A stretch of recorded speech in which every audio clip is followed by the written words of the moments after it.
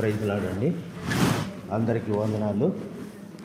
మనం ఇప్పుడు చదవబడినటువంటి వాక్యం 62వ కీర్తన మనందరికీ తెలుసు. దావీదు గారు రాశారు.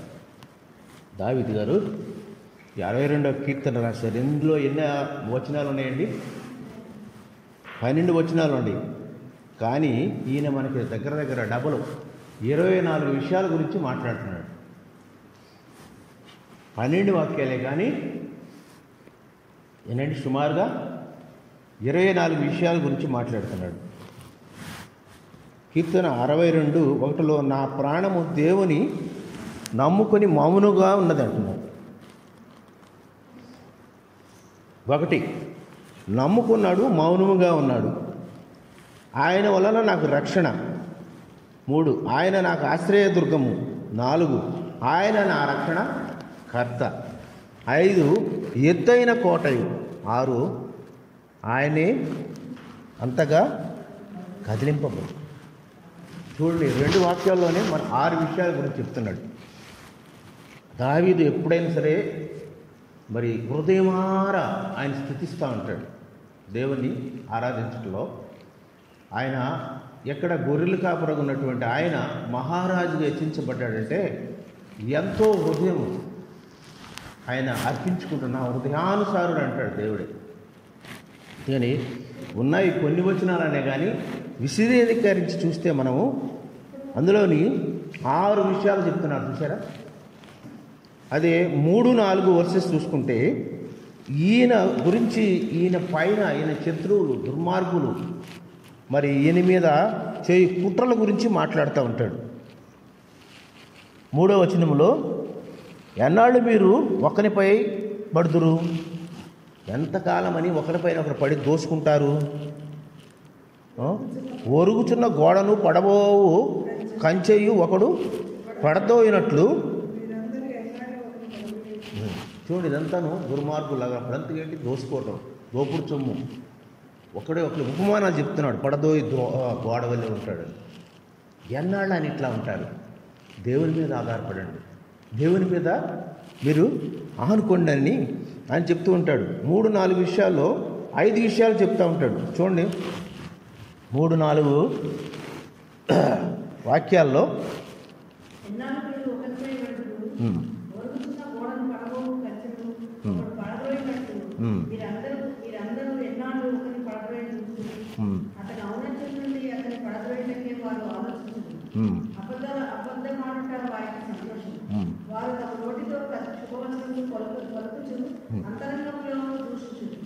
చూడండి, ఏంటంటే హిపోక్రేట్స్ లాన్ ఒకటి అనుకుంటారు, బైక్ ఒకటి అనిపిస్తుంది.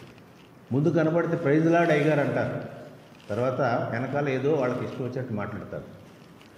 కపట వేషధారులు ఎన్నాళ్ళని ఇట్లా ఉంటారు అని ఆయన హెచ్చరిస్తుంటాడు దావీదు మహారాజు. ఈ 3-4లో ఈయన యొక్క శత్రువుల గురించి, దుర్మార్గుల గురించి ఎన్నాళ్ళు వాళ్ళతో నేను భయపడుతూ ఉంటాను అని 5 విషయాలు మాట్లాడుతూ ఉంటాడు.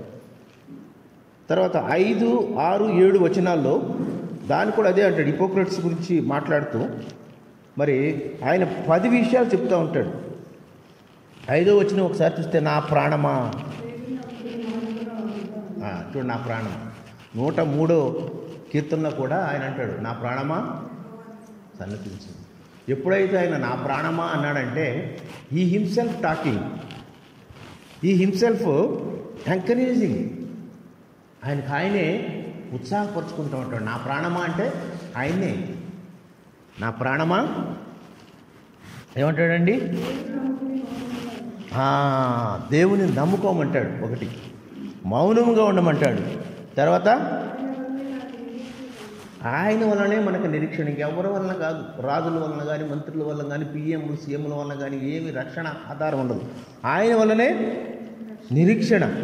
ఆయనే నా ఆశ్రయదుర్గము, నా రక్షణాధారము, నా ఎత్తైన కోటయు. ఆయనే నేను కదిలింపబడను.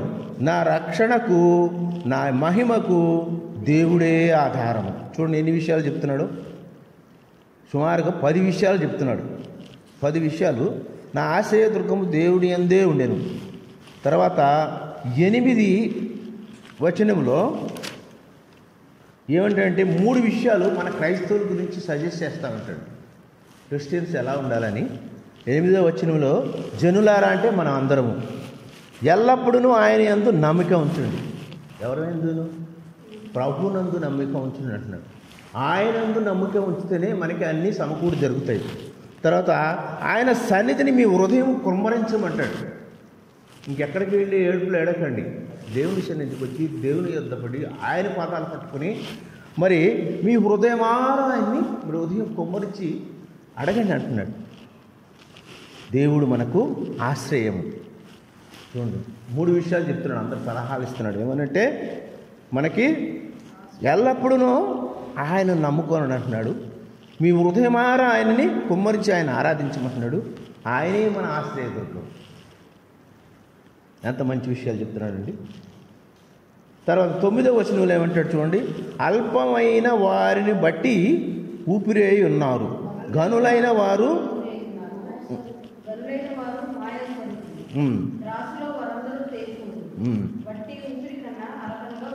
అది చూడండి ఎంత చూడండి. అల్పమైన మన జీవితం గాలి బుడగ లాంటిది అంటారు చూసావా?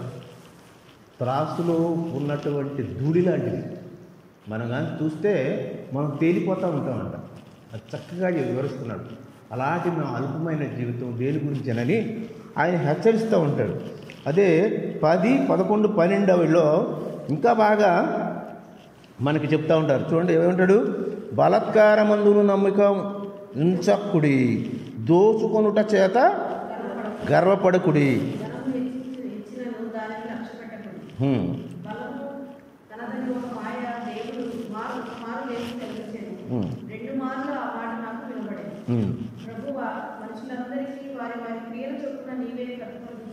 చూడండి ఆయన ఒక్క మారు చెప్తే మంచి విషయం మన చెవుల్లో గుంగురమని 2 మార్లు వినిపిస్తుందంట. బలత్కారం చూడండి ఇక్కడ చెప్తున్నారు కదా, బలత్కారం ఉంచు నమ్మిక ఉంచకుడి, దోచుకొనుట చేత గర్వపడకుడి.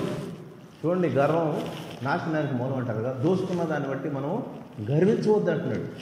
ఎంత బాగా ఎక్స్ప్లెయిన్ చేస్తాడంటే దావీదు ఇందులోనూ ఉన్న 12 వచనంలో 24 మనం గమనించి విశదీకరించి మనం చూస్తే చక్కగా చెప్పబడుతుంది. చివరికి ఏమంటారు, ఇదేమంటారండి లాస్ట్లోను చూడండి, వారి క్రియల చొప్పున ఆయనే మనకు ప్రతిఫలం ఇచ్చేది.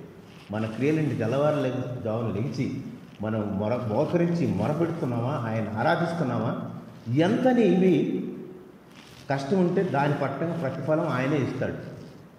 ఇంకోటి ఇంగ్లీష్లో ఏమంటారంటే గ్రేస్ అండ్ ట్రూత్, ఈ 2 కూడా ట్విన్స్ లాగా ఉంటాయంట. Truth follows by the grace, కృప మరి సత్యము 2 కలిసి వెళ్తాయి. ఈ రెండింటిని మనం ఆధారం చేసుకుని ఆయన మీద మనం ఆనుకొని ఉంటే మనల్ని ఎంతగానో ఆయన ఆశీర్వదిస్తూ ఉంటాడు. మనం చేసిన క్రియలను బట్టి చొప్పున నీవే ప్రతిఫలము ఇచ్చుచున్నావు కదా. కాగా కృప చూపుట నీదే. కృప చూపించేవాడు ఎవరంటే చివరికి ఆయనే. మనం చేసినటువంటి కార్యాలను బట్టి, మనం చేసినటువంటి పనులను బట్టి మన ప్రతిఫలం ఇచ్చేవాడు ఆయనే. ఫైనల్గా ఆయన కృపే, ఆయనే. ఆయన ఆనుకున్నవారు, ఆయన్ని హత్తుకున్నవారు ఎప్పుడు దేనికి తక్కువ కాకుండా ఉంటారు. ఈ కొద్ది మాటలు దేవుడు దీవించును కాదు.